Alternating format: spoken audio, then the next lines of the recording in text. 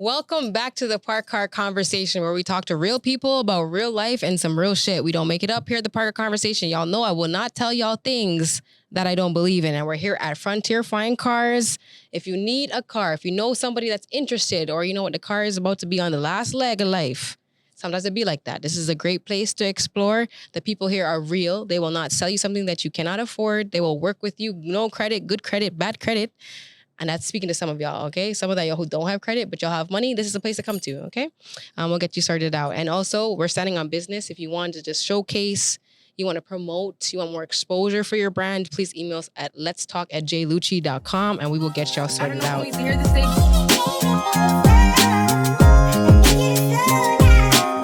I don't know who needs to hear this thing, but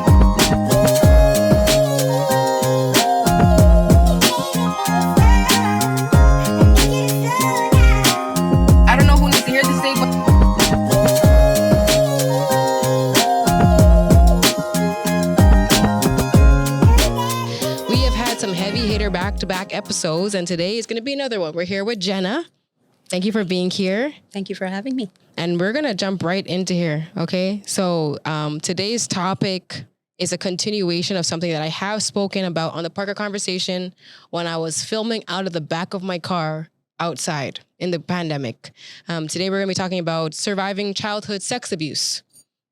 Not the easiest topic. Someone out there that's watching this might not, feel comfortable to go and talk to somebody about it or to go get help, but maybe this conversation can offer at least even one person some solace out there. So that's what we're here for. So Jenna, you can introduce yourself also, your titles, because she's, well declared and decorated, but also, walk us through what that looked like for you in a realistic sense, childhood sex abuse.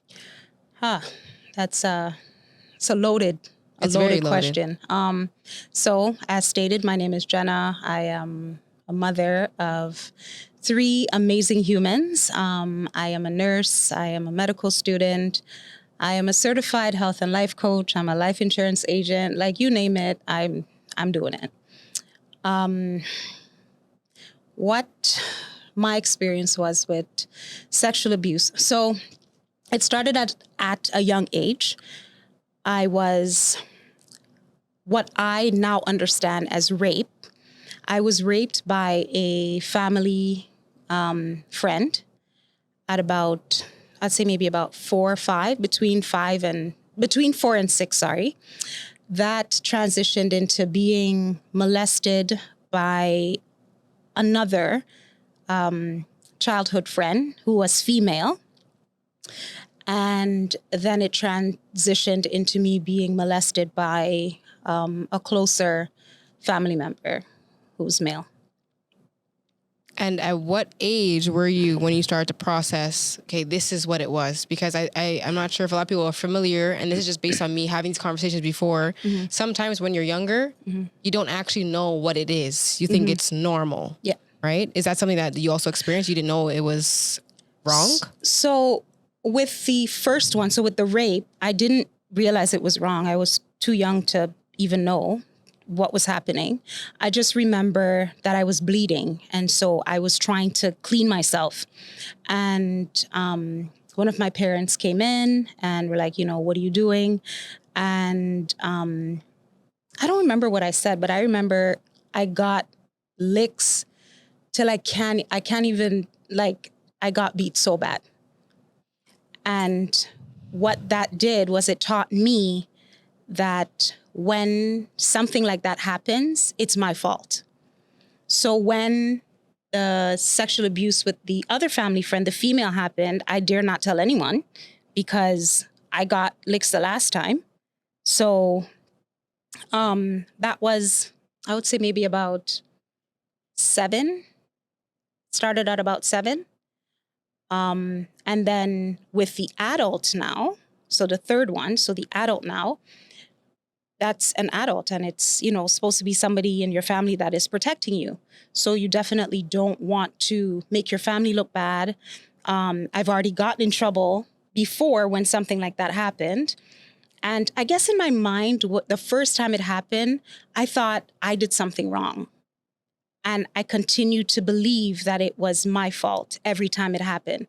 And I would always question, what did I do to make this person do this to me?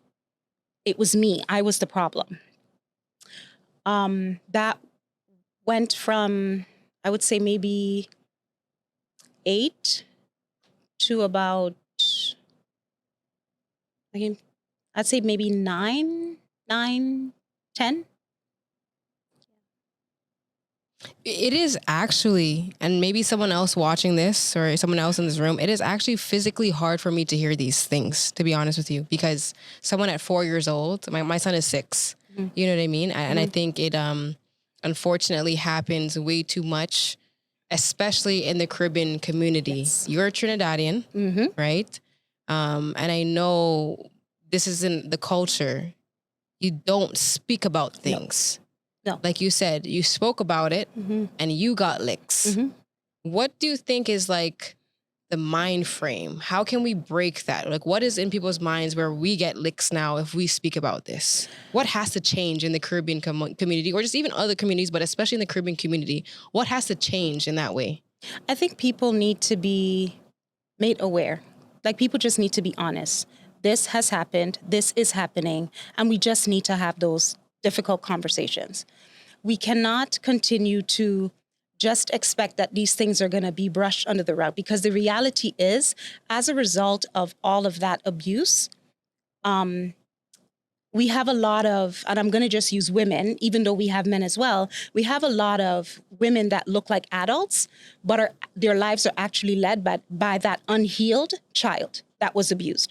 Because, excuse me, the thing with abuse is, the age that you are when you are abused, you stay mentally in that age until you heal. That's like a medical fact. So even though you're growing physically, mentally, you're not. So we have a lot of grown women, little girls running around, becoming parents, which I was one of them, and then raising or trying to raise children when they themselves are children. So we definitely need to have these conversations. We need to be open. We need to be honest. Parents that have had this happen to them, I would encourage them to be honest with their children so that their children don't feel alone. Another thing is, we need to stop victim shaming. Stop making people feel like it's their fault that this happened. When I say that, I'm gonna go to the church here. So you have a young woman that comes into the church and she's wearing something that many people would deem inappropriate. And from the pew to the pulpit, we're going to talk about her outfit. But we're not talking about her dad, who taught her, in order to be loved, this is how she has to present. So we are shaming her, the victim, but we're not getting to the root of the problem.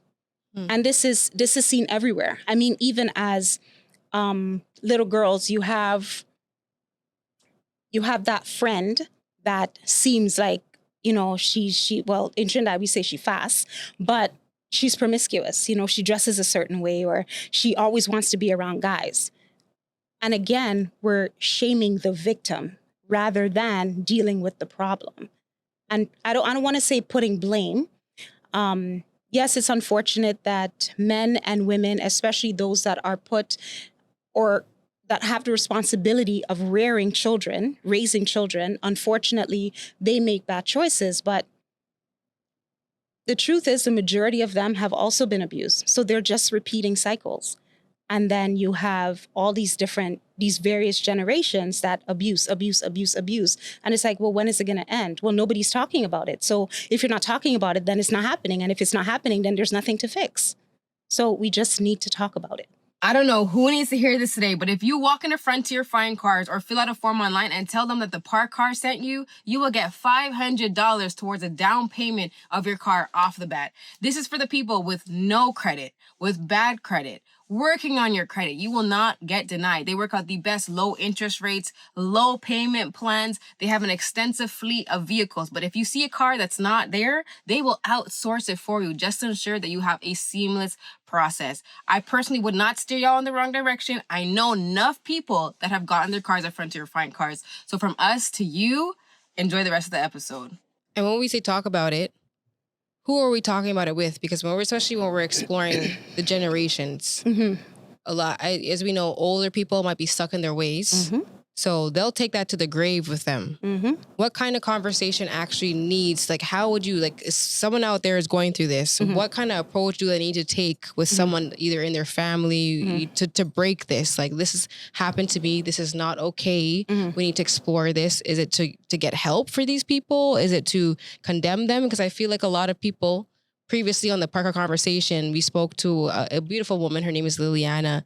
She explained to us her series of sexual abuse, right? And she basically said to me, as I said, I can't speak about this without being internally angry. I think it's just the most disgusting, vile thing to known to man. I don't believe that people who sexually abuse children should actually even just get jail time. Like, torture them, eradicate them, like, get them off this planet. And I remember her saying to me, she's like, Jafina, as someone who's actually survived childhood sex abuse, there's a difference between pedophilia and sex offenders. And she's like, pedophilia is a mental illness. And I'm battling with her in this conversation now. I'm trying to wrap my brain. I'm like, no way. No. She's like, no, I'm telling you, as someone who survived this, I've done the research. This is a mental illness. So now they're stuck. Remember you said people get stuck in this age? She's like, people are stuck in this age now where they're attracted to children that are younger.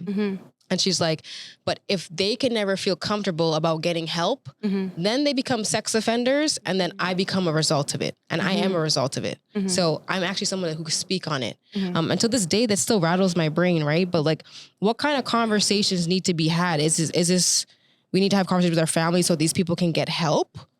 Do they need to go to, like, what is it, jail? Like, what needs to happen? Like, how can someone actually be like, listen, this is what happened to me. I need help. Okay. So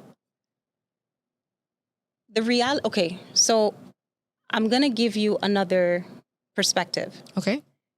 If someone that has been abused, they were abused at 6 years old, 7 years old, and they're still in that mindset, even though they're a grown adult, their attraction will not be to an adult. It would be to another 6-year-old, 7-year-old, because mentally that's where they are.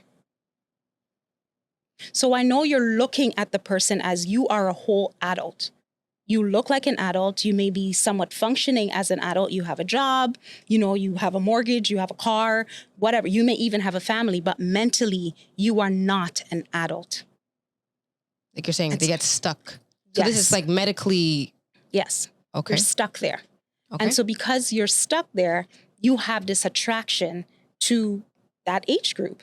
Now, I'm not saying that that's the case for everyone. I don't know what's in the mind of someone that molests children. I don't know what's in their mind. But when I look at it like that, it helps me to give them more grace.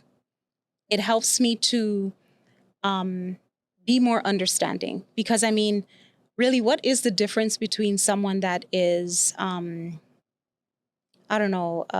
that sells drugs to children versus someone that molests children? Jenna, we got to go down the rabbit hole right now. My brain is battling with me. We got to go down the rabbit hole now, okay? Let's say, I have to ask you some questions to maybe debunk this. Because I'm thinking, okay, you were molested as a child, and so now this is repeated, that you're stuck in this age. At what age do you realize that this didn't make me feel good? Now I have traumas. Like, what makes somebody now go to inflict this upon someone else? Like, let me just continue the cycle. It happened to me, so it's about to happen to you. Like, ooh, break this down to me, Jenna, please. We're not having conversations. We're not talking about it. Let's just put it under the rug. People are not going out to get the help that they need. So they're just stuck. It's like a person coming into the hospital for the same issue over and over and over again, but no one, the nurses, the doctors, no one is telling them, in order to fix this problem, this is what you need to do. They just know, I have this problem. I'm addicted to drugs, so I'm going to keep taking drugs. And then when I take drugs, I come to the hospital, I overdose, I come to the hospital. The healthcare staff do everything in their power to save me. I'm saved. I go right back out and do it. Okay, so from a medical point of view, can this be something that is treated? So what I learned in my past episode about childhood sex abuse, someone who has pedophilia, right, is attracted to children at a young age. Can they get help like mental help? Is this a medical condition where they can walk in and be like, listen, I believe I have a attraction to children. I need help. Yeah. Can they get help without being arrested? Can they get help without other consequences? Maybe that's what she was trying to explain to me, that there needs to be better programming so that people can actually get help before they're sex offenders. And that's the thing, right? Because if you haven't committed a crime, if you just have the thoughts that I'm attracted to little children, and you go and you say, I need help, well, we're not going to, well, not we, but you're not going to be arrested for having the thought. It's not until you do the crime. But I mean, even arresting people, how is that helping them? Where's the rehabilitation in that? You're arresting them. There's the consequence, great, but there's no education on this is wrong, exploring what has happened to that person, helping them to get past that so that they can actually get the help that they need. Is there programming out there? Someone who is watching this out there might actually have attraction to children, unfortunately. And as we've broken it down, it's still hard for me to, accept, but that's just a reality. Okay. Someone out there watching this might actually have attraction to children. Is there actual programming where they can be like, hey, this is my situation and I need help? Is it just therapy? Is that where we're going? I think therapy is a good start. I don't know about specific programs. I don't deal with that end of it. I don't deal with people that have that issue. I deal with people that have been abused and look like adults but are actually children. Those are the people that I deal with. But, I mean, what can't Grandma Google educate you on right now? Okay, sure. Like, and so this is always something I want to debunk. Obviously on the Parker conversation, we talk about real things and it's a little bit uncomfortable. Since I've actually done that episode with Liliana about childhood sex abuse, I've actually had multiple people come up to me or just even send me a message just to, share their own experiences. A lot of said people are actually males. It's not spoken about, especially as you can imagine Caribbean culture as Black men at that, right? There's this level of shame, like something happened to me as a child. And I feel like in a lot of instances, they're able to process now, and that's why they speak about it, because it's spilled out in different ways in their life. It could be, sex abuse, like sex addiction, actually. They're addicted to sex, or they have like this weird, like they need to have this control over who knows what it is, escorts or whatever the case is, because they need that control back, right? Yes. What would we really like to put out there? What would you like to say to someone out there who's struggling, who might not be at a level where they want to actually get help, especially a lot of men, right? What is the best direction for them to, get past this, like this guilt, this shame? Maybe they're not stuck because they don't have that same attraction, but like they have something in them that they're angry about it. Honestly, if you don't want to get help, there's nothing anyone else can do for you. It has to start with you. Like I had to accept that responsibility. I am not responsible for what has happened to me, but I am responsible for who I become. Right. And I have, like I said, 3 children. I have 2 boys and a girl. And one of the things that I did with my children was I told them what happened to me. Because I want them to know that if anything like that ever happened to them, that they can tell me, right? I also didn't ever want it to come up where they heard it from someone else and not me. And when I look at my sons and I look at my daughter, I'm like, even if I don't want to heal for myself, I have to do it for them.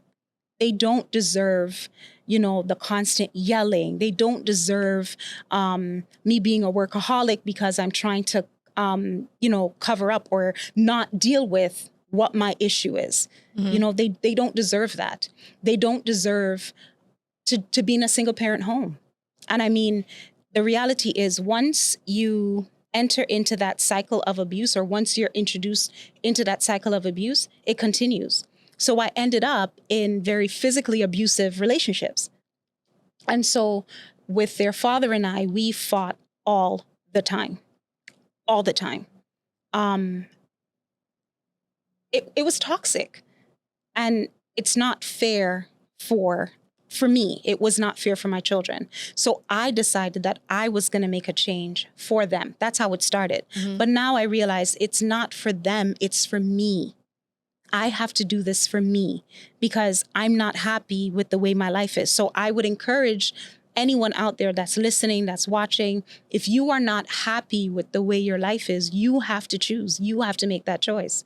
It's not easy. Healing is not easy. And I don't want anyone to think that it is. It's not. There are days where you feel like, okay, I made, 2 steps forward, and then you end up back down that rabbit hole. And it's like, well, how did I end up here? You struggle with health issues, cancer.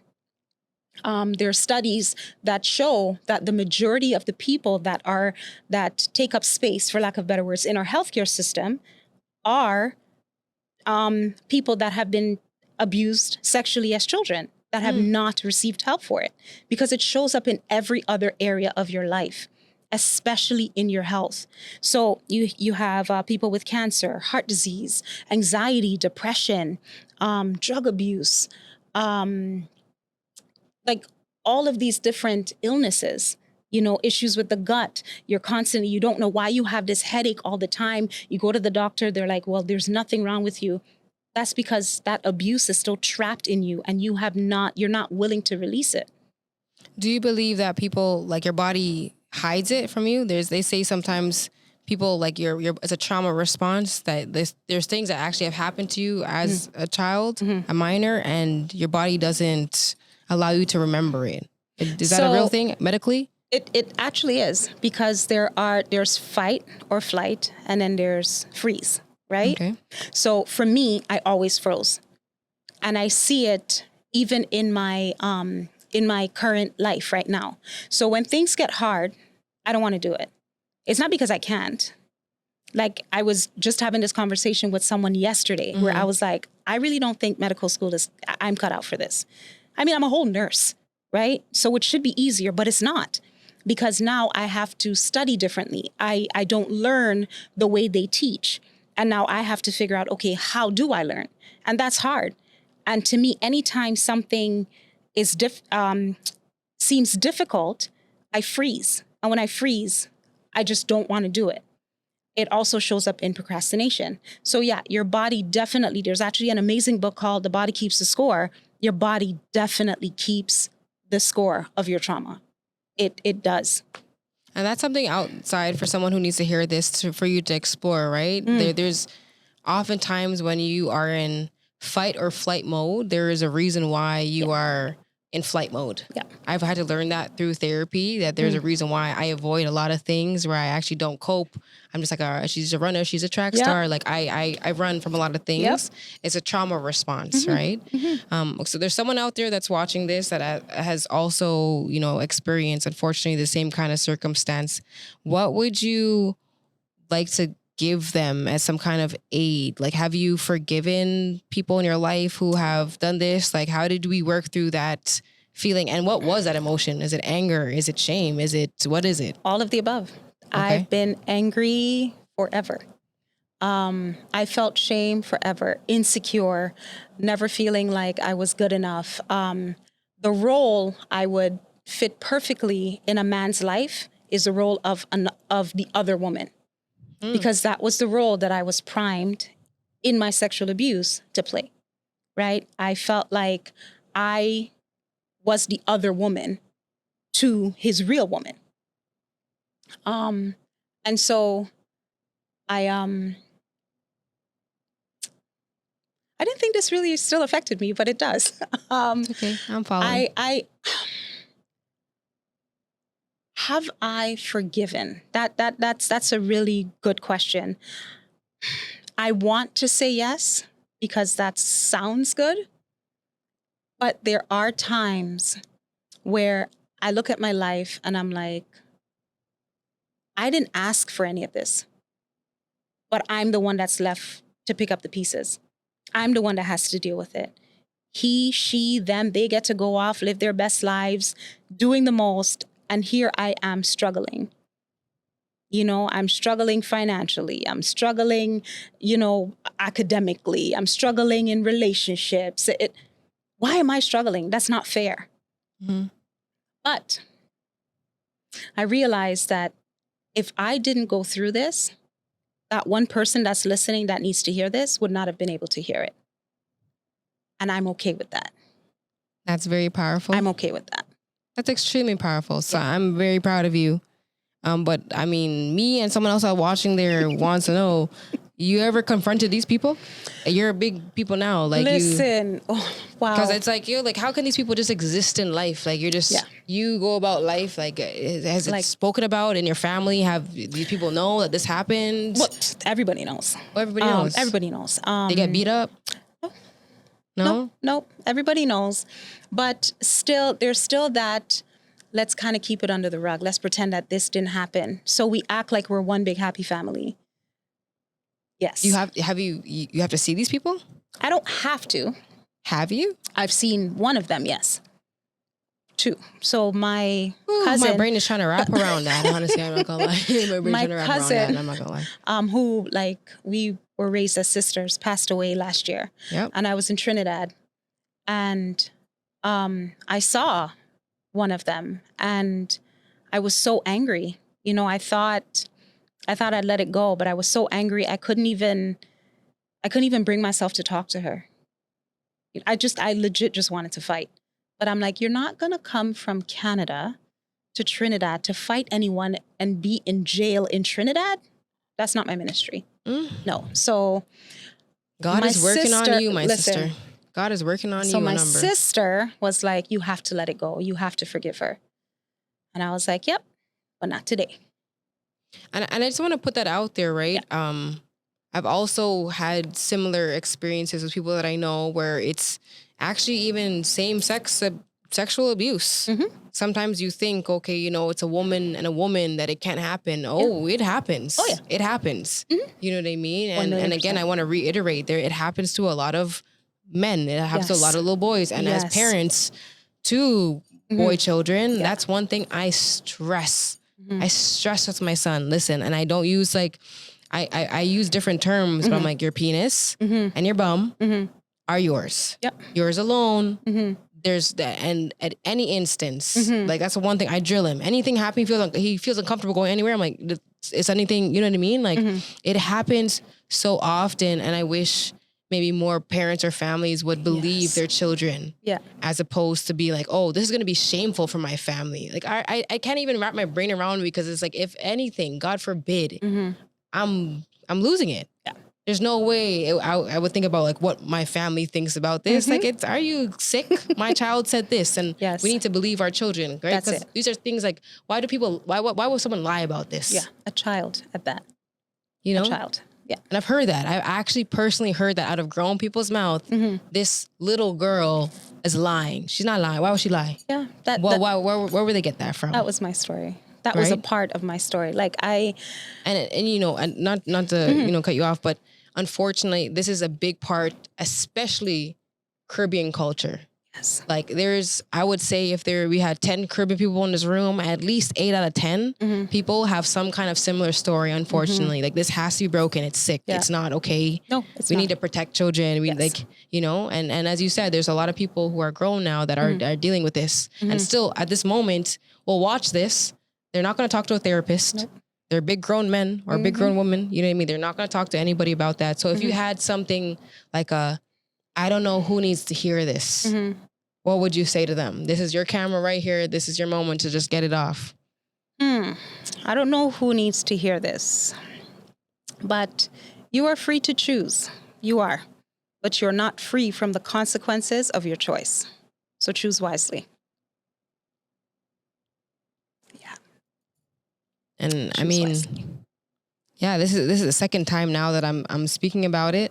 It still troubles me because I've seen the hurt from people who have lived with this. By the grace of God, I actually have not experienced this myself, but I've had people, and that's probably one of the biggest fears, even as a parent, that something like this could ever happen. And as we talk about this, like for example, I didn't have that personal experience. This has happened to other people that we know. Yep. It happened to you. Yep. This is a very real, unfortunate experience, and we need to start talking about it. I guess that's the one thing I'm taking out of this. Yes. Let's talk about it. We're going to normalize it because it is normal that this happens way more than it should. So let's keep talking about it so that we can move forward. Right? Yep. Anything else you got to say? Like, let's stop shaming people. You know, if something has happened to someone, it's not their fault. It is not your fault. You didn't ask for it. You weren't too promiscuous. You weren't too anything. You were being who you were supposed to be. And someone who does not have self-control or isn't able to regulate themselves violated you. It's not your fault. And don't let anyone make you feel like it is, because it's not. That's it. And so here at the Parker Conversation, I'm just grateful every single week. Every here Monday, we're here at Frontier Fine Cars. We're able to debunk these kind of conversations. We're here to talk about it. Outside from social media, aside from outside life, this is real people, real life, real experiences. And one conversation at a time, we get a little bit better. Yeah. By the grace of God. That's it. Amen? That's Until it. next time. Peace. Oh, girl. Oh, my God. Oh. Lord, I'm hot. I don't know who needs to hear this.